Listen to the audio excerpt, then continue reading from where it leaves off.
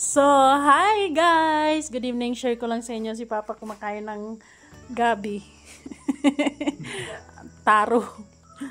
And si Mama galing sa kalikuan. Dala na yung kalabasa. Laki ng kalabasa na to.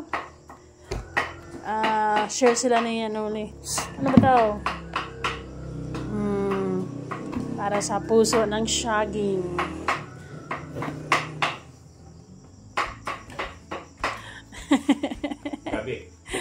Gabi. Tapos si Mama gumagawa ng pusa. Ay, pusa. Puso ng saging. Pusa.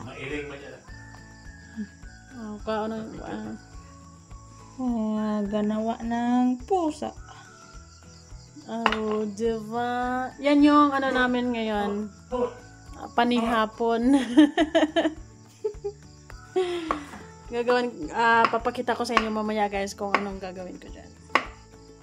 Ay, Diyos ko Lord, nakalimutan ko guys na ipakita sa inyo. Pero ito yung puso ng saging, nilagyan ko ng karne norte, sibuyas, bawang, asin, syempre bitchin, konting soy sauce, and itlog and harina. So ito yung dapat ang consistency na ma-achieve para ma-bilog-bilog nyo guys. Bibilog-bilog. At ito yung binibilog-bilog ko. Yan. And ito yun pag naluluto.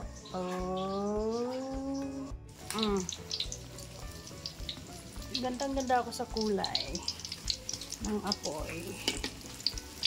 Yan. Puso ng saging, pero gawin natin special.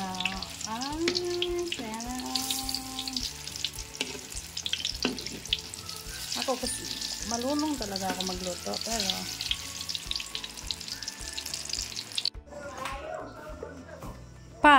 hello eh.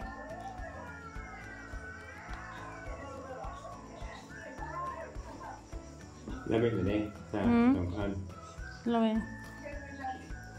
Kumot na. Agad ko man yung gitago rin mo ko. Karne norte.